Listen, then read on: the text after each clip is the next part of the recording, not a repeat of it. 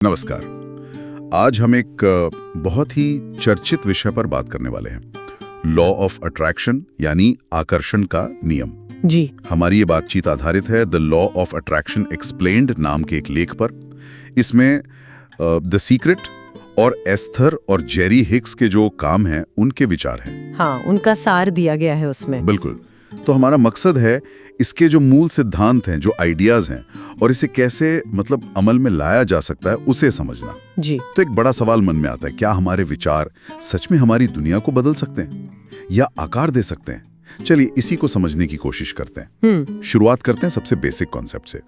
ये इस विश्वास पर टिका है कि समान चीजें समान चीजों को आकर्षित करती है। सुना होगा लाइक अट्रैक्ट्स लाइक। हाँ हाँ, बिल्कुल। सीधा सा है कि हमारे विचार, हमारी भावनाएं, हमारे विश्वास, वो चाहे अच्छे हों या बुरे हों, हाँ, हमारे जीवन में वैसे ही अनुभव लाते हैं। जिस चीज पर हम ध्यान लगाते हैं वो हकीकत बन जाती है, ऐसा कहा जाता है। बिल्कुल सही। और इसी बुनियाद पर कुछ खास सिद्धांत टिके हुए हैं। स्रोत का एक मुख्य दावा है कि विचार वस्तु बन जाते हैं। विचार वस्तु बन जाते हैं, ये सुनने में थोड़ा अजीब है। हाँ, अजीब लग सकता है, पर इसका मतलब ये है कि हर वो विचार जो हम लगातार सोचते हैं वो सिर्फ एक ख्याल नहीं है, उसमें एक खास तरह की ऊर्जा या कंपन होती है। वाइब्रेशन। अच्छा। हाँ, स्रोत इसे एक तरह की एनर्जी वेव जैसा बताता है जो यूनिवर्स में, ब्रह्मांड में जाती है। तो सकारात्मक विचार सकारात्मक नतीजे लाते हैं और नकारात्मक विचार,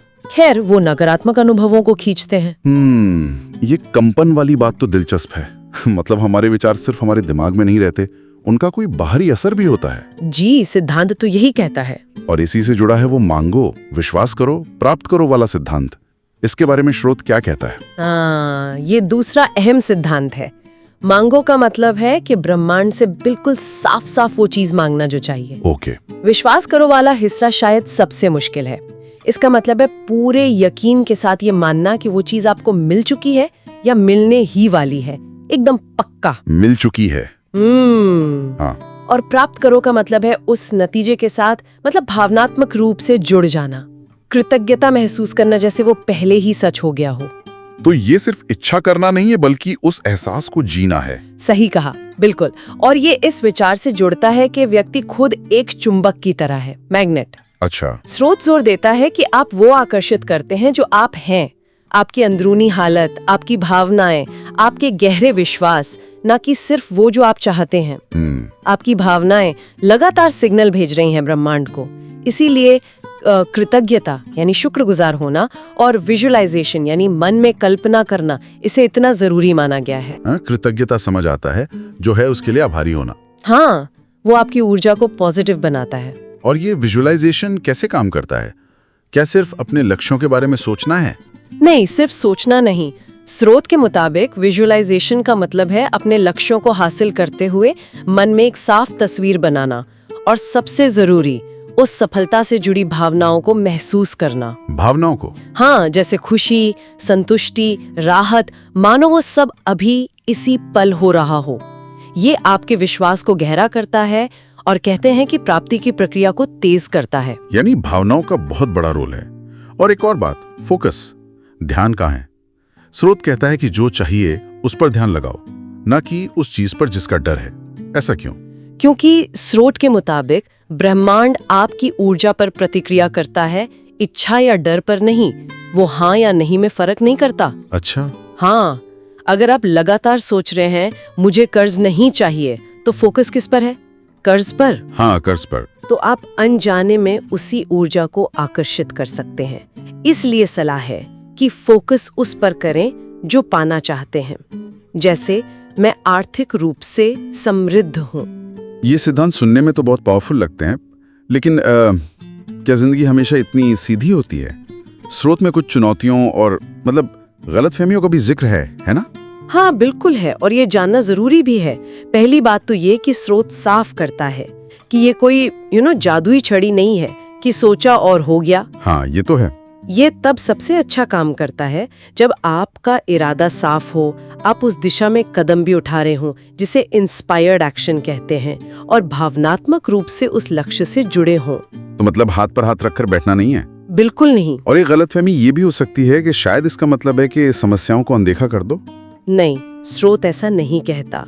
बात समस्याओं को नजरअंदाज करने की नहीं है, बल्कि उन पर काबू पाने के लिए अपनी मानसिकता बदलने की है। फोकस प्रॉब्लम से हटाकर सॉल्यूशन पर लाना। ठीक है। आलोचना। हाँ, ये जानना भी जरूरी है कि इसकी आलोचना क्या है।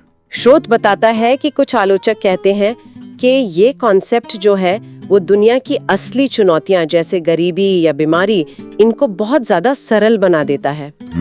उनका ये भी मानना है कि अगर किसी को मनचाहे परिणाम नहीं मिलते तो ये सिद्धांत उस व्यक्ति में मतलब खुद को दोषी ठहराने की भावना पैदा कर सकता है, जैसे कि सब कुछ सिर्फ उनकी गलत सोच का नतीजा था। हाँ, ये एक गंभीर बात है। जी, हम यहाँ सिर्फ स्रोत में जो आलोचना दी गई है उसे बता रहे हैं। जरूर, निष्पक्ष रूप से। तो अगर कोई इसे अपनी जिंदगी में अमल में लाना चाहे तो स्रोत क्या तरीके से होता है, प्रैक्टिकल तरीके? हाँ, स्रोत कुछ कदम सुझाता है। पहला, साफ इरादे तय करना और हो सके तो उन्हें लिखना। ओके। दूसरा, रोजाना सकारात्मक पुष्टि यानी अफर्मेशंस का अभ्यास करना। अपनी मनचाही स्थिति के बारे में पॉजिटिव वाक्य दोहराना, जैसे मैं स्वस्थ और ऊर्जावान हूँ। तीसरा, विजुअलाइजेशन का अभ्यास, जिसकी हमने बात की। ठीक है। और इसके अलावा जानबूझकर सकारात्मक भावनाएं विकसित करना, खुशी, कृतज्ञता, प्रेम।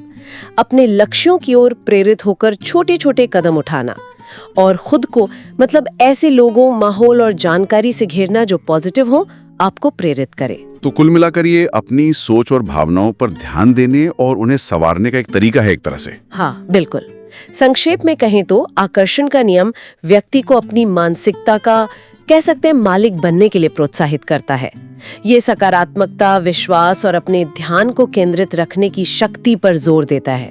स्रोत इसे इस तरह से रखता है कि चाहे कोई इसे एक आध्यात्मिक सत्य माने या एक तरह का प्रेरक मनोविज्ञान, ये आशा, उद्देश्य और व्यक्तिगत विकास को बढ़ावा देने का एक शक्तिशाली उपकरण हो सकता है। बिल्कुल। और ये सब एक महत्वपूर्ण सवाल छोड़ जाता है जिस पर श्रोता सोच सकते हैं। अगर हमारे विचारों में इतनी शक्ति है तो कोई व्यक्ति अपने विचारों के प्रवाह को नकारात्मकता से सकारात्मकता की ओर सचेत रूप से कैसे मोड़ सकता है, खासकर तब जब बाहरी परिस्थितियां लगातार मुश्किल भरी या निराशाजनक हों? ये सोचने वाली बात है।